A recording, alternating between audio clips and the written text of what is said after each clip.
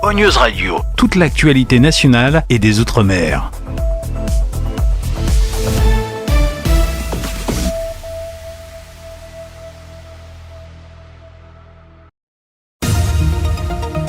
Cyclone Belal sur la Réunion, flash spécial avec nos confrères de Radio Freedom. Vous nous retrouvez un point également sur votre commune là ce matin. Bonjour. Oui, bonjour. Donc on est bien effectivement à Petite-Île et pas à la Possession. Oui, justement, j'ai fait un lapsus, mais...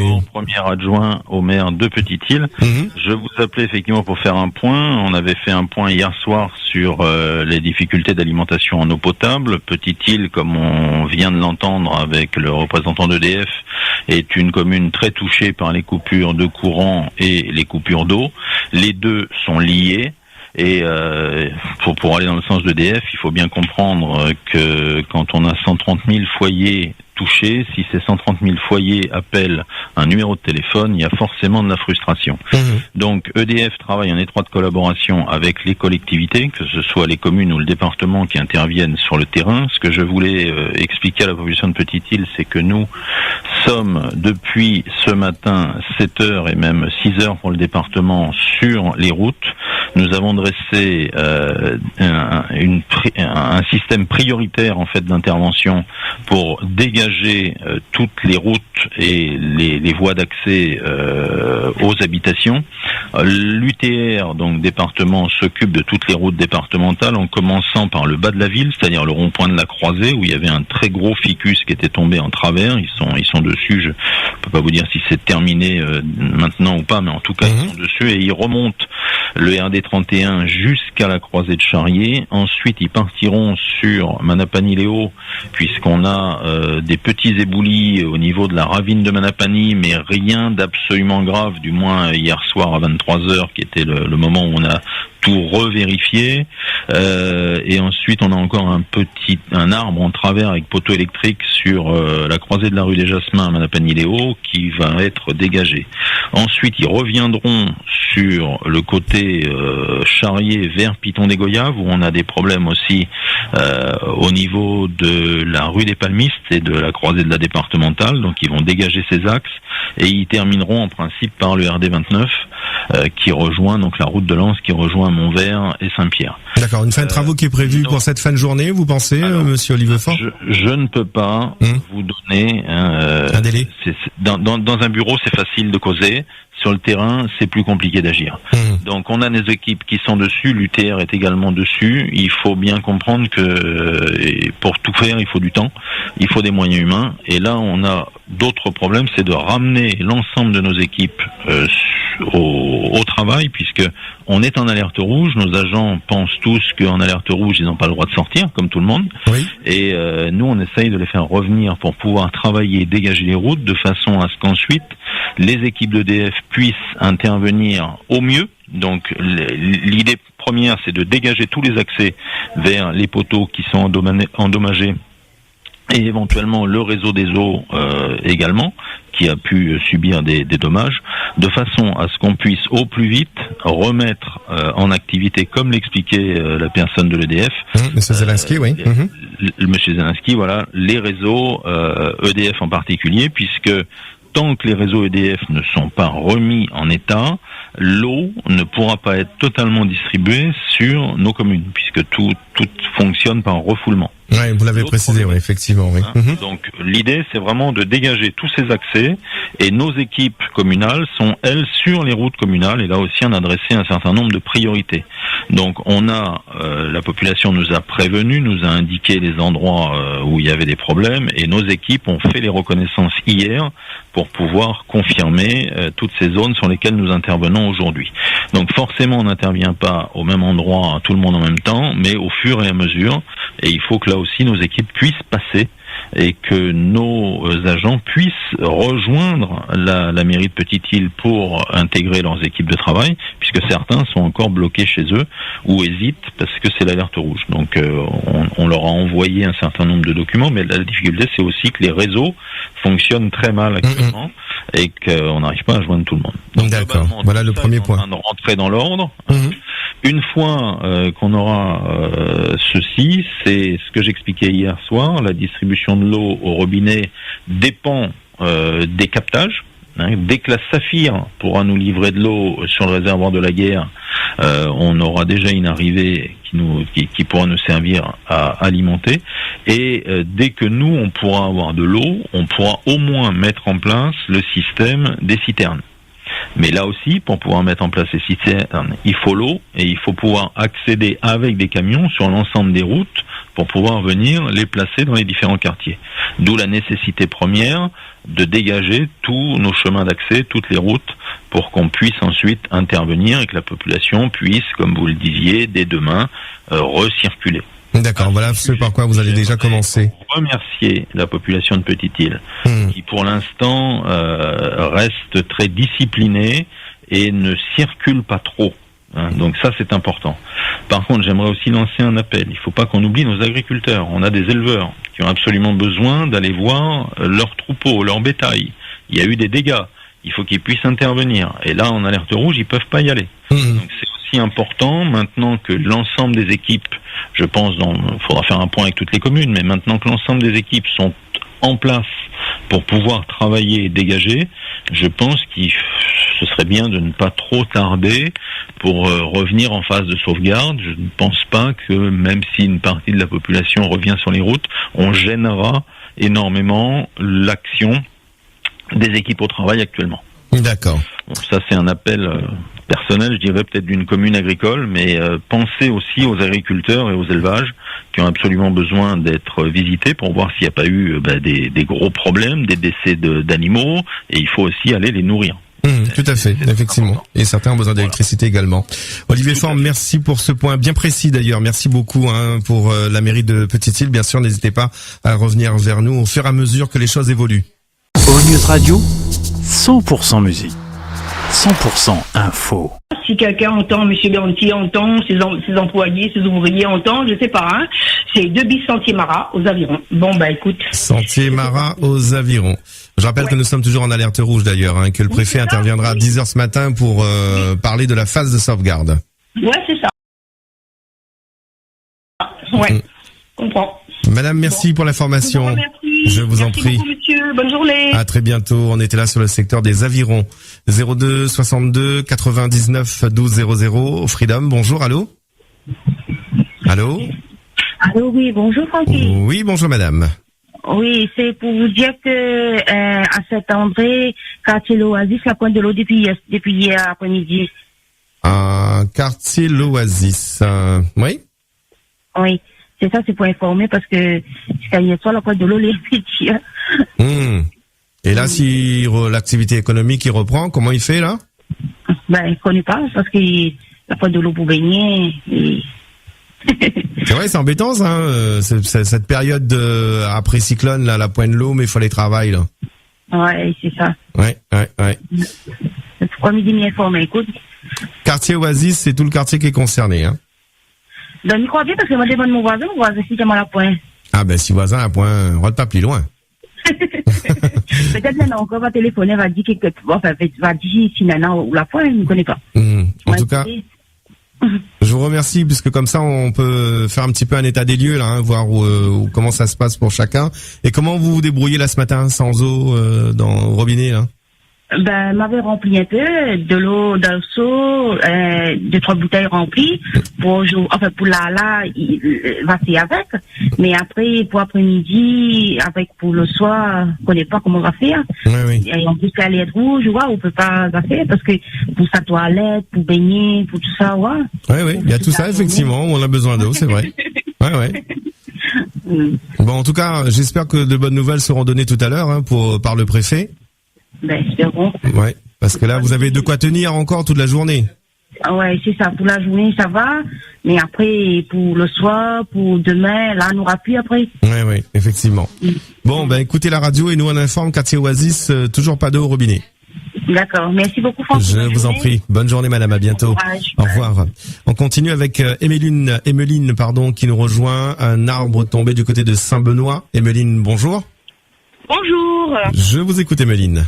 Oui, du coup, je suis analyste des cocos à la Confiance. Oui. Donc déjà, depuis hier midi, on n'a pas d'électricité. Depuis hier soir, on n'a pas d'eau. En fait, nous, on tombe dans une allée, on n'est que deux voisins. Et hier soir, quand mon voisin était allé regarder, effectivement, on a un arbre qui est tombé, donc qui bouche l'entrée, donc personne ne peut ni entrer ni sortir. Oui. Ça a arraché un gros câble électrique. Donc on n'arrive pas à joindre ni la mairie ni EDF. Et le problème, c'est que moi, je suis infirmière libérale.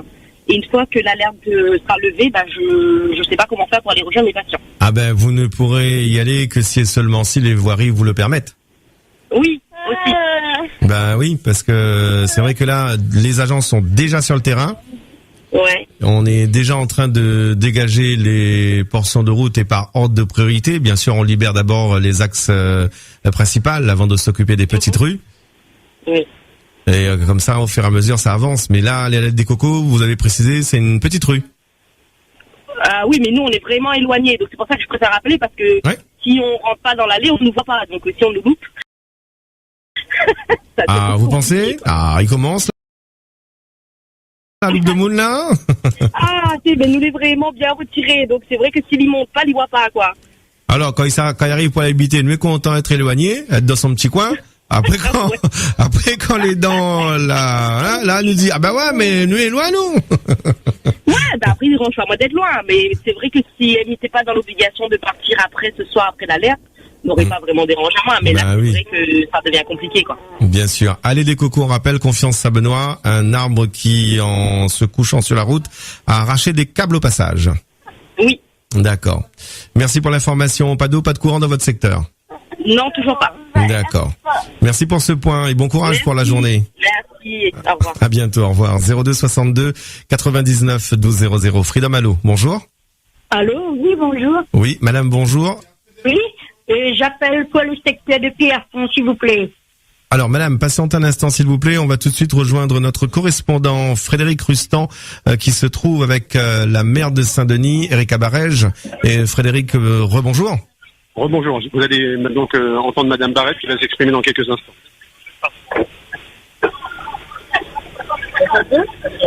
Madame Barrette, le nettoyage, et il y a beaucoup de travail.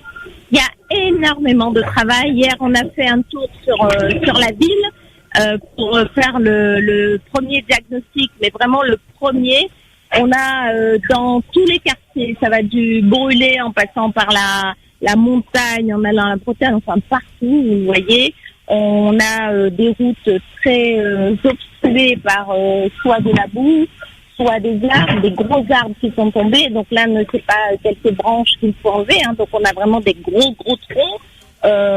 Il faut enlever tout ça sur les routes communales, intercommunales, départementales, régionales. Donc il faut coordonner l'ensemble de l'intervention de tout le monde pour que ça se passe vite et bien, parce que et c'est absolument important. Ensuite, nous avons eu quelques descentes de terrain là qui obstruent aussi, beaucoup dans les Hauts d'ailleurs, hein, sur le Brûlé, sur la Bretagne, sur Demingeau. Donc ça, ce sont des masses et des volumes de terre qu'il faut enlever. Donc beaucoup de travail là sur l'extérieur de la ville et sur les choses un peu gros chantiers. Ensuite, on commence là le diagnostic sur tout ce qui est intérieur et bâtiment, parce que en même temps qu'il faut nettoyer l'extérieur, il faut penser à préparer la rentrée. Parce que là, heureusement, les enfants sont en vacances, mais ils vont rentrer à l'école dans pas longtemps, donc il faudra faire aussi ce travail de nettoyage. Donc beaucoup de travail. On mobilise là les premières équipes, celles qui sont sous astreinte pour enlever le plus gros. Les équipes arrière qui sont aujourd'hui chez elles sont en cours de préparation pour descendre, pour avoir ce laissez-passer pour descendre parce qu'on est en rouge. Et dans le même temps, on mobilise l'ensemble des entreprises qui ont un marché avec la ville pour qu'elles s'associent à nos équipes et qu'on puisse mobiliser aujourd'hui, demain et après-demain de façon générale l'ensemble des services intérieurs et extérieurs de la ville. Combien de personnes mobilisées ? Alors, on va avoir des centaines de personnes mobilisées, hein, parce que sur les équipes techniques de la ville, plus les entreprises, ce sont des centaines de personnes qui vont être mobilisées. Moi, j'ai souhaité que tout le monde puisse être mobilisé le plus vite et en même temps, parce que je crois que pour faire une opération un peu coup de poing d'urgence pour dégager les grosses voies, c'est vraiment très important.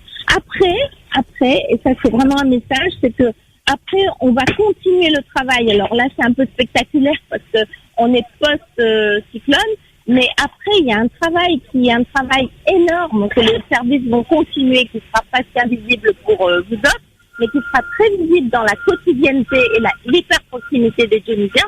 C'est que nous allons rentrer là dans les ruelles, dans les petites rues communales qui sont presque invisibles, mais qui doivent être aussi dégagées. Vous avez besoin de renfort. Est-ce que vous estimez avoir besoin de renfort? Oui, bien sûr. On a besoin de renfort pour nous aider à faire ce travail qui est aussi un travail qui, sur certains secteurs, méritera une technicité particulière parce qu'il y a quand même quelques dangers d'écoulement d'eau, de pierres qui sont de roches, pas des petites pierres, de roches qui sont un peu suspendues. Donc il y a des renforts nécessaires pour cet aspect-là. Il y a des renforts dont on a vraiment besoin pour aider les équipes d'EDF et pour aider les équipes qui interviennent pour rebrancher le réseau d'eau également. Donc je sais qu'il y a des équipes techniques d'EDF qui arrivent, donc on attend ça avec impatience. Il y a eu beaucoup de Dionysiens et Dionysiennes, et il y en a encore qui n'ont pas d'électricité. Donc nous, on a eu un contact avec le directeur régional de EDF hier et de directeur régional de Renéo pour Saint-Denis, et nous avons travaillé et expliqué qu'il était quand même, et on a entendu la volonté, la détermination aussi de ces entreprises pour nous accompagner. C'est important, l'eau, l'électricité, c'est un problème de santé derrière. Moi, je vois la santé chaque fois pour l'eau, l'électricité. C'est très important. Je pense aux personnes âgées, aux personnes porteuses de handicap, aux bébés. Donc, on a besoin très rapidement de remettre l'eau et l'électricité. À votre avis, un retour à la normale pour environ 70 ? Alors moi, je vais pas vous donner forcément de date précise. Le plus vite possible. Je viens d'expliquer la mobilisation générale pour qu'on aille très vite, parce que l'idée, c'est que les gens reprennent leurs activités le plus vite possible aussi. Donc nous faisons le maximum. Je veux remercier vraiment les équipes que vous voyez, ces personnes qui travaillent là alors que nous sommes en rouge. C'est du vrai service public. N'oublions pas de saluer et de remercier le service public. Arrêtons de dire des vilaines choses sur ces hommes et ces femmes qui ont travaillé pendant l'alerte violette. Et ils étaient le CCS et nos équipes municipales. Ils n'étaient pas avec leurs maris, leurs femmes, leurs enfants. Ils étaient dans des centres d'hébergement. Ils ont fait à manger pour ces gens. Donc moi, je veux remercier tout le monde. Tout le monde s'est mobilisé. Et c'est probablement un coût supplémentaire pour vos cours. Vous arrivez à estimer déjà? Pour l'instant, on n'estime pas. Là, on a identifié, on note bien sûr tous les dégâts. Tout ça est listé, on fait le petit catalogue. Regardez le nombre de personnels que vous avez. Ce sont des personnels qui ont une rémunération spécifique, parce qu'elles interviennent sur des heures qui ne sont pas des heures à travailler. Nous avons de l'essence à payer, enfin voilà. Donc si on est sur des centaines de personnes, cette opération, ça va faire une certaine note. Donc, la restitution, on est sûr de... Oui, et je dis qu'il n'est pas nécessaire de se battre pour ça. On a fait la une, la Réunion a fait la une des infos locales, mais des infos nationales. Ça voulait dire quand même, on est passé en violet. On n'avait jamais été en violet. Donc ça veut quand même dire qu'il y a eu une catastrophe, je crois. Donc j'espère qu'on ne va pas nous demander de nous justifier et de nous battre pour pouvoir prouver qu'on était en catastrophe naturelle. On est en catastrophe naturelle. Et je dirais même plus, à partir du moment où on se réfère à ce que disent aujourd'hui les experts du GIEC, des spécialistes sur le climat, les spécialistes du climat disent aujourd'hui que nous allons vers de plus en plus d'événements comme ceux-là. ONews Radio, 100%. Prendre le temps malgré votre agenda chargé. Bon, très concrètement, on a annoncé hier un chiffre, 150 000 foyers impactés. Est-ce que ce chiffre a baissé ou c'est statu quo ? Oui, alors il a baissé très très légèrement. On a commencé à faire des premières interventions sur le terrain, mais ce qu'il faut bien que les clients d'EDF à La Réunion comprennent, c'est qu'à ce stade, nous sommes plutôt encore en phase de diagnostic. Nous avons été en alerte violette jusque hier 13h. Nous avons commencé à envoyer quelques équipes pour faire du repérage sur le terrain hier après-midi. Et aujourd'hui, on n'a pas encore pu réellement faire d'intervention, et les interventions de rétablissement vont commencer aujourd'hui sur des interventions prioritaires. J'y reviendrai dans quelques minutes. Mais surtout, aujourd'hui, la priorité, c'est la sécurité et le diagnostic. Ouais, tout à fait. Alors on a bien compris que 150 000 foyers à La Réunion sont toujours privés d'électricité à l'heure qu'il est. Alors on a eu beaucoup de plaintes, Monsieur Zielinski, ces derniers jours, parce que c'est vrai que EDF a mis en place un numéro de téléphone qui est disponible, et c'est vrai que beaucoup d'auditeurs se plaignaient que ce numéro ne répondait pas. J'imagine que c'est parce que les agents ont beaucoup de travail et qu'on ne peut pas satisfaire toutes les demandes, c'est ça? Alors oui, bien sûr. D'abord, on a des pics d'appels très importants, et surtout également, nous n'avons pas, à l'heure où je vous parle, tout notre personnel qui est disponible, parce que comme beaucoup d'entre vous aujourd'hui, on a des collègues qui sont privés d'électricité eux-mêmes, donc ils ne peuvent pas assurer leur rôle de conseiller clientèle. On a également des salariés depuis ce matin qui se déplacent, qui retournent sur les sites grâce à notre mission de service public. On a la possibilité de se déplacer, et certains de nos collègues sont bloqués chez eux, dans les hauts, etc. Ils ne peuvent pas aller sur le site de travail.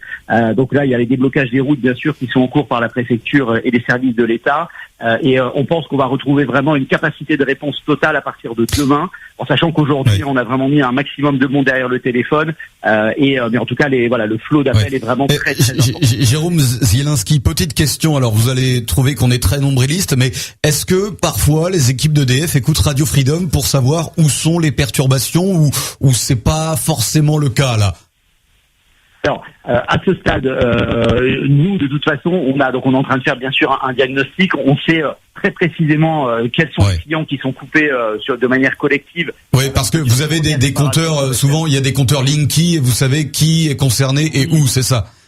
Alors on a ça, mais pour l'instant c'est pas encore ce qu'on regarde pour le moment, parce que quand on va regarder les compteurs, c'est qu'on regardera les situations individuelles. Pour l'instant, on est plutôt en train de regarder nos lignes haute tension, et on est en train de regarder finalement les grosses grappes de clients qui sont coupés pour rétablir un maximum de clients dans les heures qui viennent. Et ensuite, on regardera bien sûr les clients individuels qui sont coupés et qu'on rétablira dans un second temps. Oui, effectivement, on comprend bien. Alors là, vous l'avez dit, ces heures prochaines, et depuis quelques heures déjà, c'est la phase de diagnostic. Viendra ensuite, et avec les renforts qui vont arriver, donc 65 à peu près, viendra ensuite la phase de dépannage. Comment allez-vous arbitrer, parce qu'on ne pourra pas dépanner tout le monde en même temps, comment allez-vous arbitrer entre les clients prioritaires et ceux qui le sont un peu moins, au risque d'être un peu brutal dans mes propos, pardon?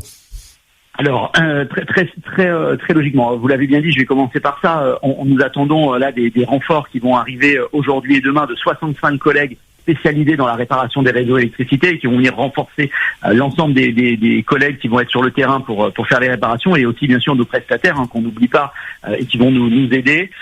On a d'autres, on attend très probablement d'autres renforts de métropole qui vont arriver d'ici fin de semaine, voire tout début de semaine prochaine. Il est certain qu'on aura plus de 65 personnes qui vont venir nous aider. Donc ça, c'est plutôt une bonne nouvelle. Alors comment va être faite la priorisation? D'abord, bien sûr, on va rétablir tout ce qui est très haute tension, parce qu'on a des incidents un peu sur la très haute tension. Donc ça, c'est ce qui va permettre de rétablir un maximum de clients. Ensuite, on va attaquer la phase de réparation des lignes de haute tension.